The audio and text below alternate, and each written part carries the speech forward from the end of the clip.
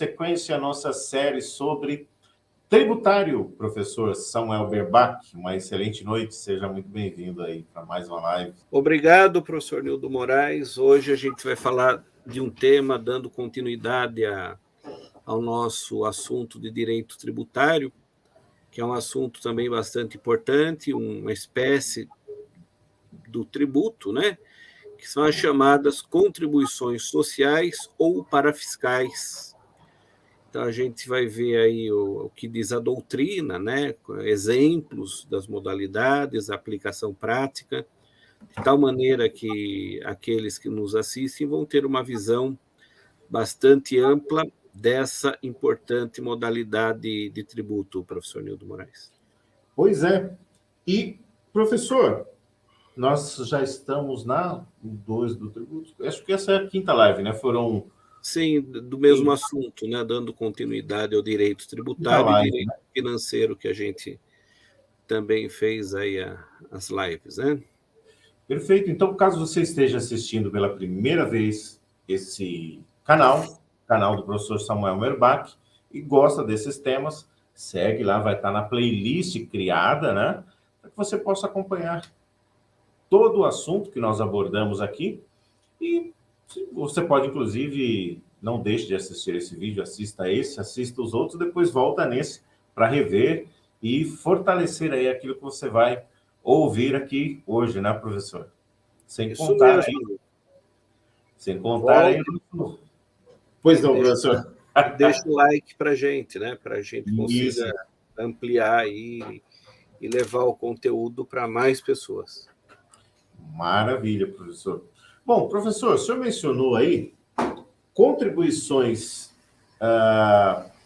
Um outro conceito que o senhor falou, além das contribuições Parafiscais, né? Parafiscais, o que quer dizer? E qual a diferença, ou são sinônimos esses dois conceitos, essas duas palavras? São diferentes, né? Conforme São a gente diferentes. vai verificar, né? Perfeito. Quando O que é gente contribuição social? Quando a gente fala da função das contribuições, né, a gente vai ver que, vamos falar assim, os objetivos são diferentes, né? Perfeito. Em razão desses objetivos diferentes, daqui um pouco a gente vai entender, então, o que é uma coisa e o que é outra, né? Perfeito. Então, olha só, as contribuições sociais, também conhecidas como paraestatais ou de previdência, após a Constituição de 88, adquiriram importância diante das diferenças no poder de tributar, né? Então, o artigo 149 da Constituição estabelece que compete à União instituir contribuições sociais de intervenção no domínio econômico, de interesse de categorias profissionais econômicas, como instrumento de atuação nas respectivas áreas, né? Então, é importante a gente observar que as contribuições são caracterizadas pela finalidade da instituição e não pela destinação do produto da respectiva cobrança, né? Então, é isso que a gente vai estar verificando, né? Então, vamos falar assim, uma definição de contribuição social dada pela doutrina é que contribuição social é uma espécie de tributo com finalidade constitucionalmente definida, a saber, intervenção no domínio econômico, interesse de categorias profissionais ou econômicas, e também as questões ligadas à Seguridade Social, professor Nildo Moraes.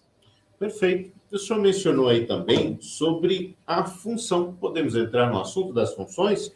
O que diferencia, como o senhor mencionou, seriam as funções. Sim. Quais as funções dessas duas espécies que nós estamos tratando aqui hoje, professor? Então, olha só, então as contribuições sociais têm função parafiscal e extrafiscal, né? As que têm a função parafiscal são aquelas de interesse de categorias profissionais econômicas, como as de seguridade social. Estas sobrevivem através de recursos financeiros de entidades do poder público desvinculadas do Tesouro Nacional, no sentido de que tem patrimônio próprio, né? E de OAB, acordo... CRC, conselhos de classes, né, professor? O AB a gente vai ver que tem aí um diferencial um pouquinho mais para frente, né? Perfeito.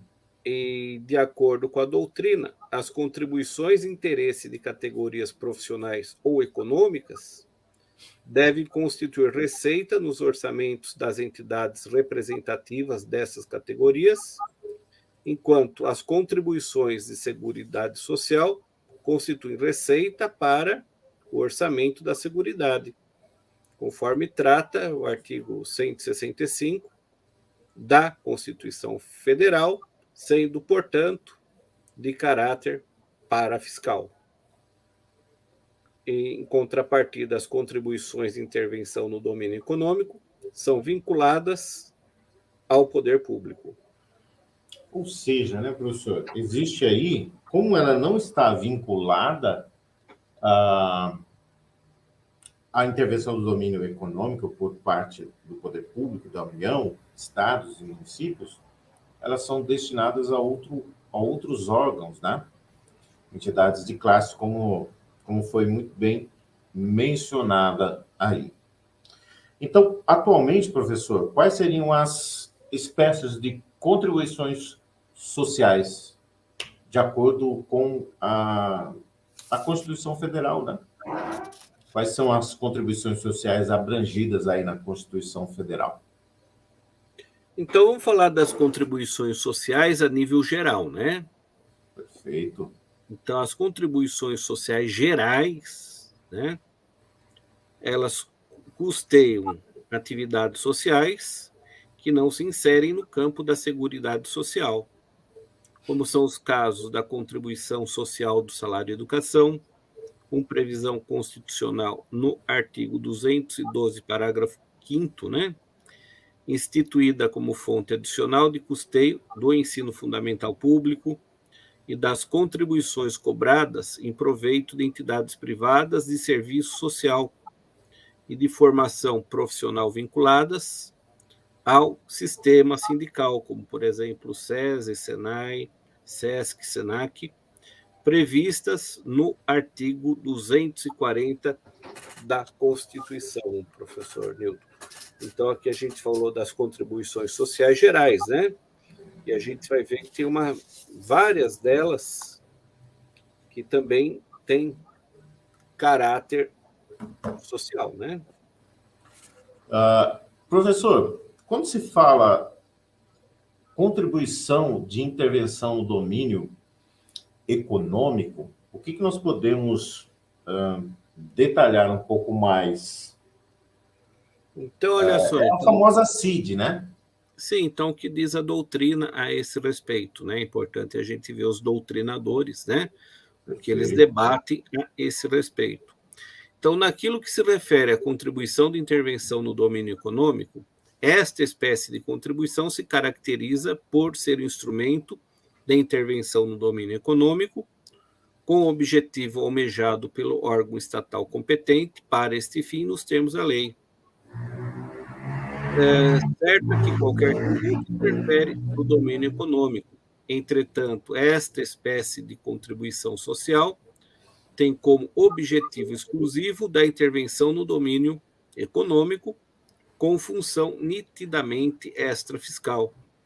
A extrafiscalidade é entendida através do emprego de instrumentos, com finalidade de não auferir receita para os cofres públicos, mas de disciplinar comportamentos, tendo em vista alcançar objetivos econômicos ou sociais.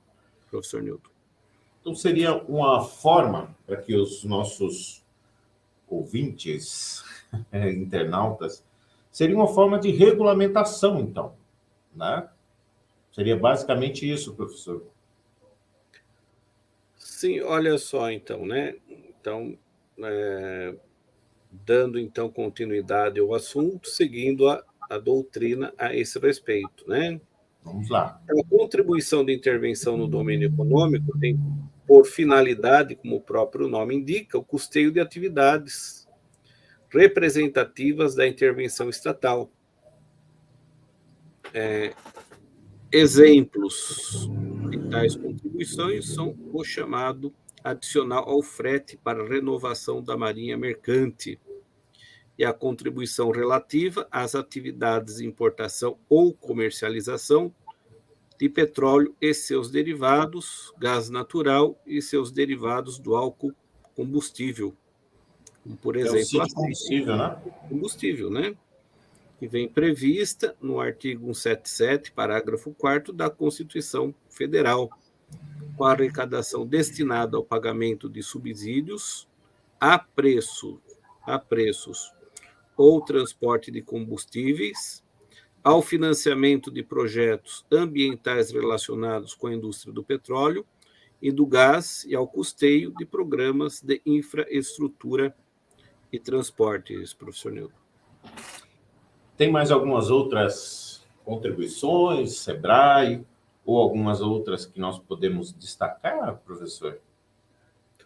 Então, olha só, também tem natureza de CID, contribuição de intervenção no domínio econômico, a contribuição do SEBRAE, prevista na Lei 8.029 de 90, para financiamento das políticas de apoio às micro e às pequenas empresas, de promoção de exportações e desenvolvimento industrial, ainda que a aludida lei a ela se refira, como adicional às contribuições sociais gerais, relativas ao SESI, SENAI, SESC e SENAC. Foi o que decidiu o Supremo Tribunal Federal, através de um recurso especial 396-266, ministro Carlos Veloso, professor Nildo. Tem um outro também, um RESP, né, professor, o RESP 770-451, que é um acordo do ministro Carlos Moreira, da primeira sessão do STJ, a respeito das contribuições de domínio econômico, que ele coloca lá, né? Seria a referibilidade direta não é o elemento constitutivo de tais figuras, pois são elas constitucionalmente destinadas a finalidades não diretamente referidas ao sujeito passivo, o qual não necessariamente é beneficiado com a autuação estatal e nem ele dá a causa, né, a referência, sendo esse o traço característico que as distingue das contribuições de interesses de categorias profissionais e de categorias econômicas, né? E também, ditas contribuições afetam a sociedade e obedecem aos princípios da solidariedade e da capacidade contributiva. Só colocando o que seria capacidade contributiva, né? É quando você ofere rendas, né? Então, você tem capacidade contributiva de contribuir. E isso refletindo políticas econômicas do governo. E, por isso, não podem ser utilizadas como forma de atendimento ao interesse de grupos de operadores econômicos. Certo, professor? Perfeito, professor Nildo. E uma outra, vamos falar assim, espécie que se enquadra dentro do assunto que a gente está debatendo, né? Que você argumentou agora há pouco, são as contribuições de interesse de categorias profissionais ou econômicas, né? Sim. Então, esta espécie tributária se caracteriza como de interesse de categoria profissional econômica, quando destinada a propiciar a organização da respectiva categoria, fornecendo recursos financeiros para a manutenção da entidade associativa, né? Referida à contribuição, não se trata de destinação de recursos arrecadados, mas sim de vinculação da própria entidade representativa da categoria profissional ou econômica com o contribuinte, né? Sujeito ativo da relação tributária é a entidade, né? Então, nesse caso aí, professor, quais as entidades que se enquadrariam? Todas as que representam determinadas classes profissionais? Em regra, sim, né? Claro que sempre tem alguma exceção, né? Mas em regra, sim. Perfeito. Principalmente voltado aos sindicatos, né? Porque a gente sabe que existe o sindicato dos empregados, existe também sindicato de empregador, né? Uhum. Então, vamos falar, os dois lados têm as suas entidades de representação, né? Uhum.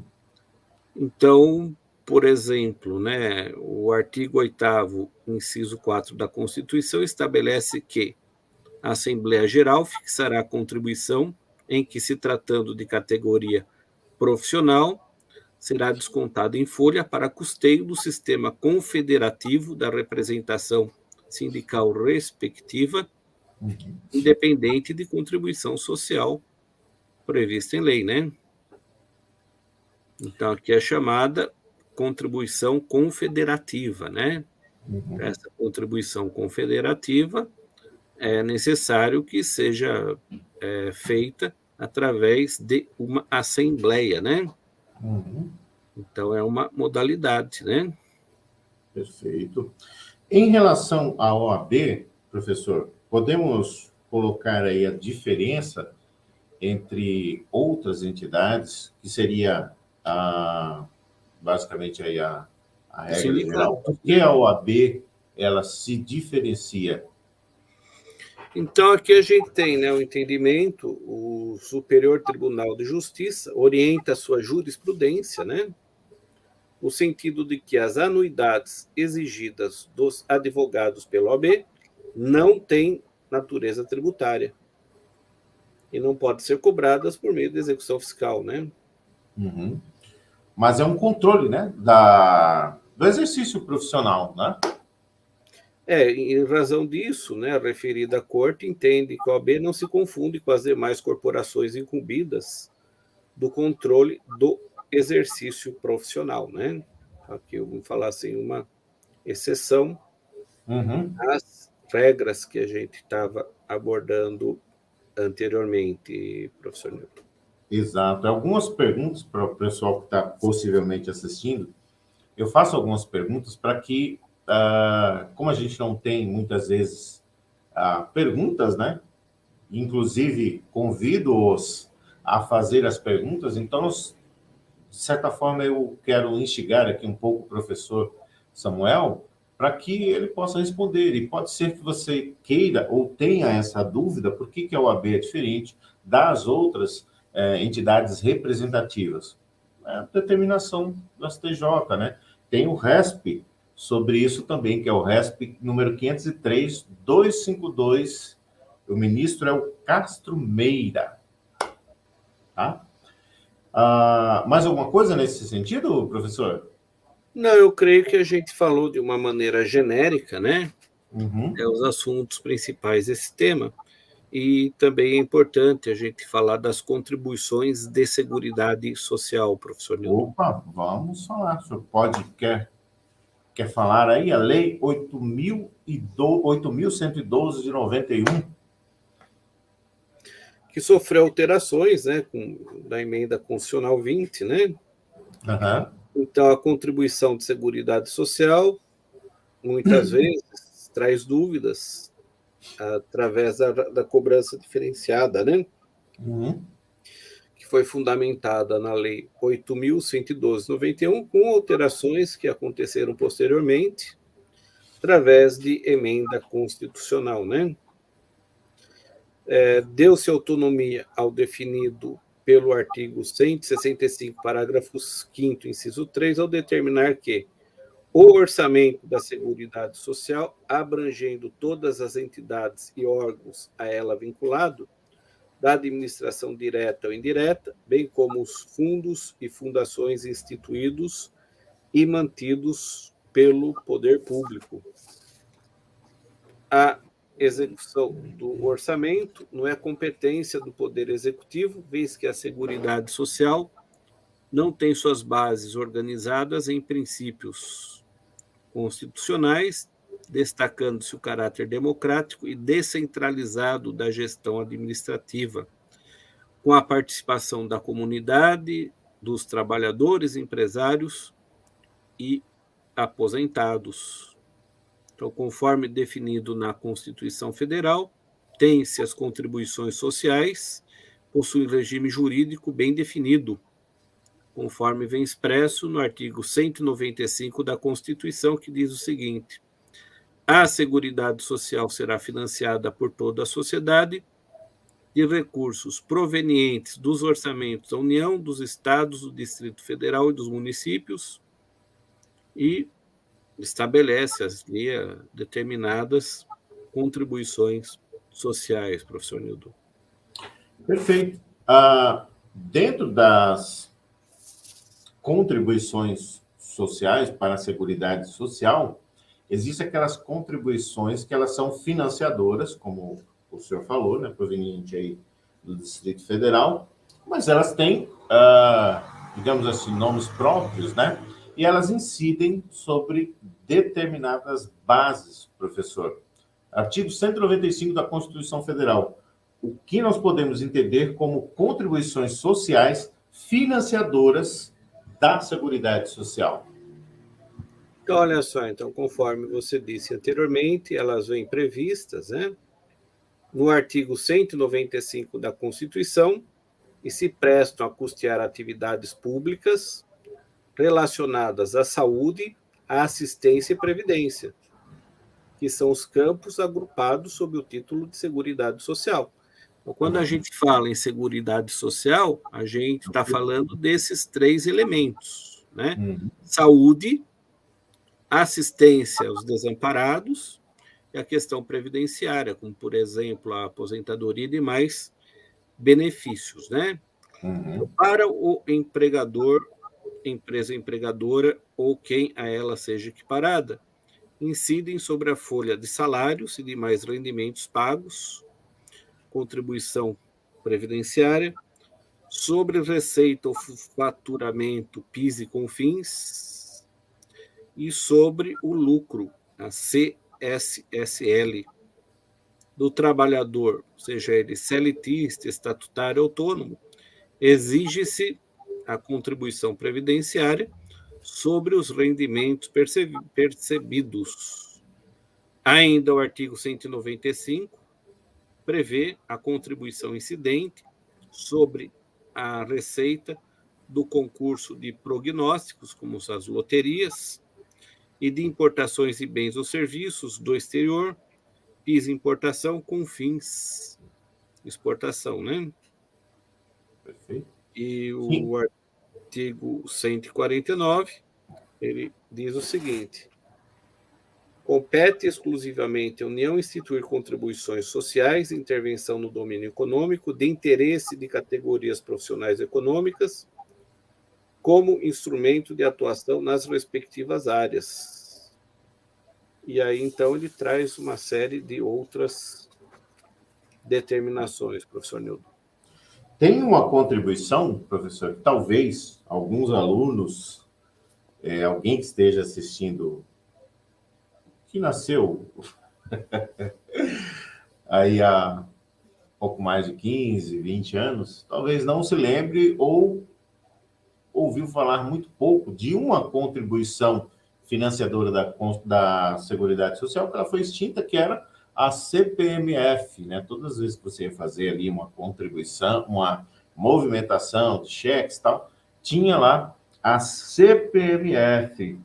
Ela foi uma contribuição social, como diz aí o artigo 149, que o professor mencionou, compete exclusivamente à União instituir contribuições sociais. Compete privativamente, exclusivamente, a ela criar essas contribuições sociais. Quero fazer uma breve intervenção, professor, se o senhor me permitir, claro, em relação ao tripé da Seguridade Social. A Constituição Federal, ela coloca que a União, o Estado brasileiro, ela tem que fornecer para nós, tutelados, civis, esse tripé, a Seguridade Social. Então, ela é composta da saúde, da assistência, né, e dos aposentados. Para que você se aposente, você precisa fazer as contribuições, tá? Posso me aposentar sem fazer nenhuma contribuição? Em alguns casos, sim, é possível. quais os casos, que é conhecido hoje como LOAS, tá? Onde você comprova que não tem como se manter e é necessário efetivamente essa comprovação, para com uma série de documentos e testemunhos, você consegue uma aposentadoria. Para isso, você não consegue. Então, é uma assistência, assim como outros tipos de assistência baseados na Seguridade Social. E a saúde. Para você ter direito à saúde, você não precisa contribuir. Tanto é que crianças são atendidas pelo SUS, idosos que não contribuem ou que já contribuíram e atualmente não contribuem. Então, fazer essa colocação para que você possa entender esse tripé aí das contribuições sociais. As contribuições sociais, elas vão fazer o financiamento desses 3 itens, tá? A assistência para pessoas que não têm condições, também a saúde, para quem não contribui, qualquer pessoa vai ter acesso gratuitamente ao atendimento, quando você tem vaga, é claro, né? Mas está previsto. E a previdência, né? Essa sim, oficialmente você tem que ter aí, como foi mencionado, a sua contribuição previdenciária.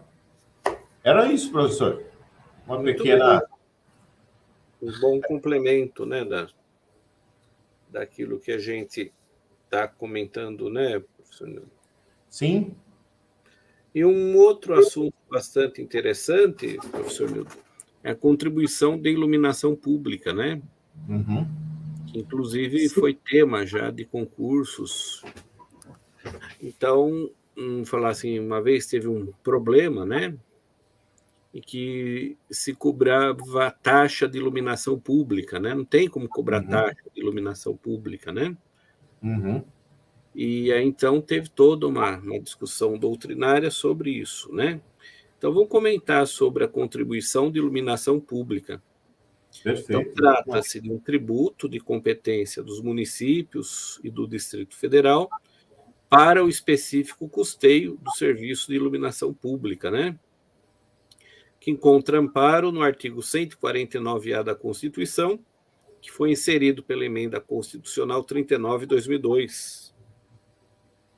Dispositivo criado com o objetivo de suprir a carência de recursos por parte de tais entidades, notadamente em função da inviabilidade de cobrança de taxa para servir financiamento de serviço genérico e indivisível, como o de iluminação pública, né? Então, no julgamento RE 573675, o Supremo Tribunal Federal assentou que a lei que restringe os contribuintes da COSIP aos consumidores de energia elétrica do município não ofende o princípio da isonomia, ante a impossibilidade de se identificar e tributar todos os beneficiários do serviço de iluminação pública.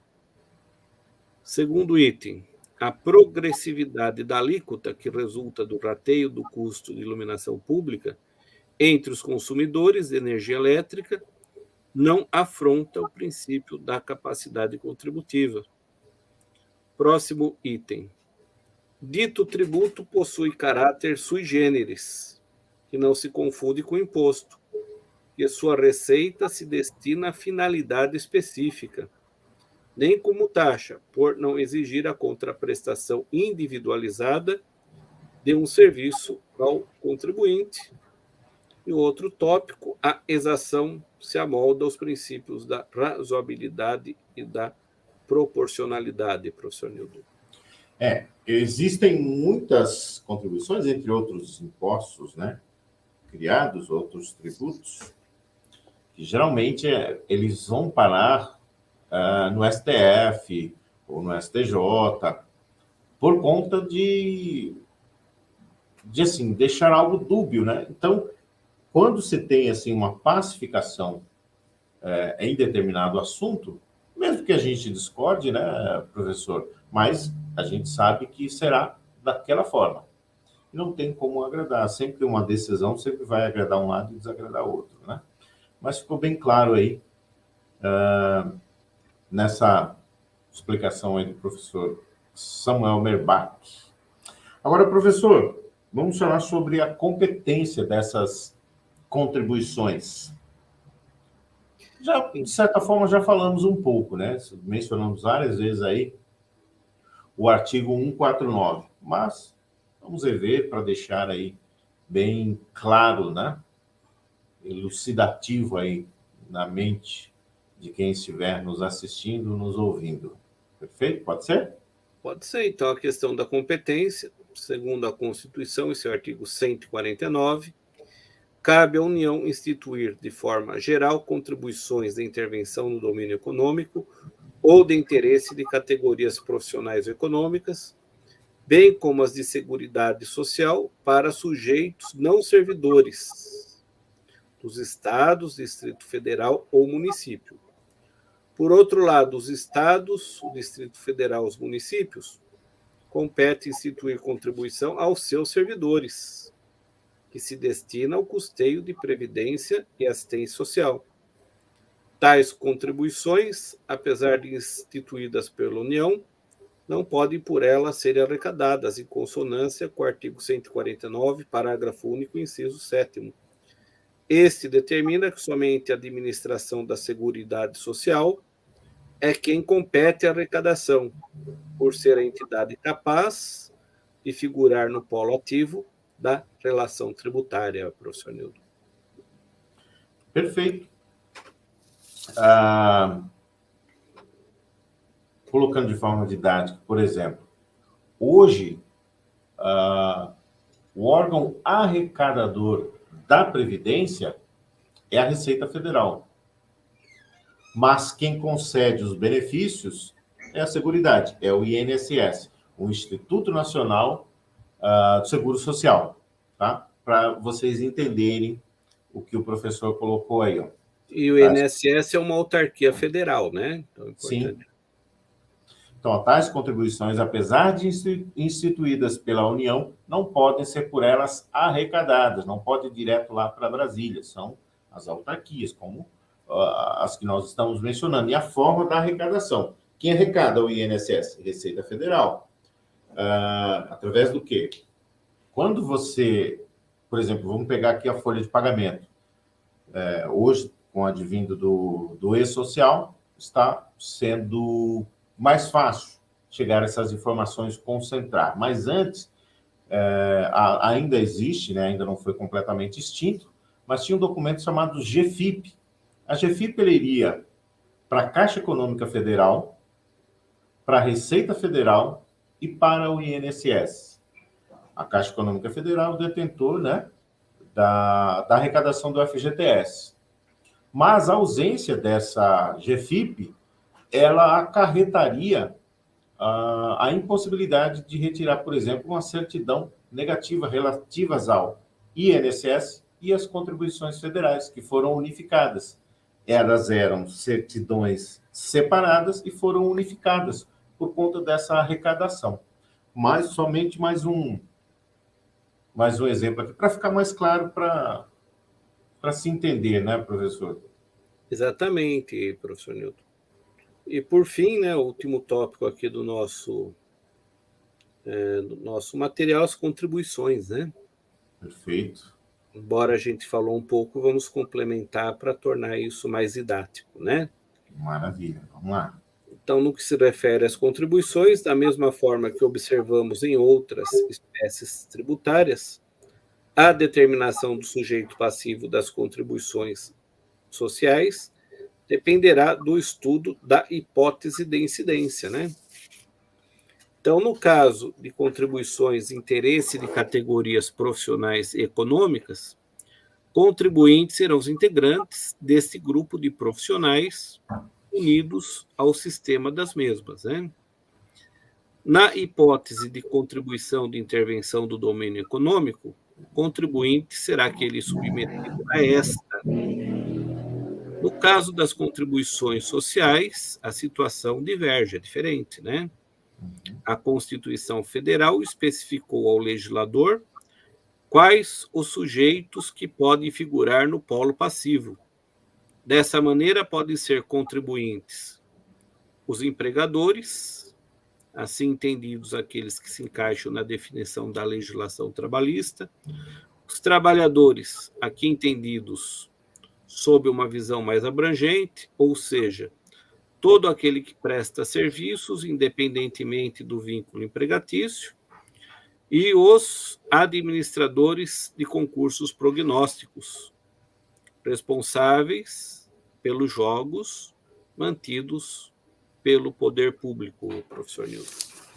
Perfeito. Então, fizemos aí um breve resumo. Muito obrigado a você que nos assistiu, que vai nos assistir. Obrigado por assistir até o final dessa live. Como sempre, fazemos aquele pedido. Curta, compartilhe, se inscreva nos canais e nos ajude a levarmos mais informações. E seja você também mais fortalecido com essas informações que trazemos para você. Boa noite, professor. Palavras finais aí com o senhor. Boa noite, professor Nildo Moraes, né? Mais uma live do assunto direito tributário. E aproveitamos o ensejo para convidar a todos os amigos que nos assistam na próxima semana, né? E certamente estaremos dando continuidade ao assunto voltado à legislação tributária, professor Nildo Moraes. Beleza, gente? Uma excelente noite a todos.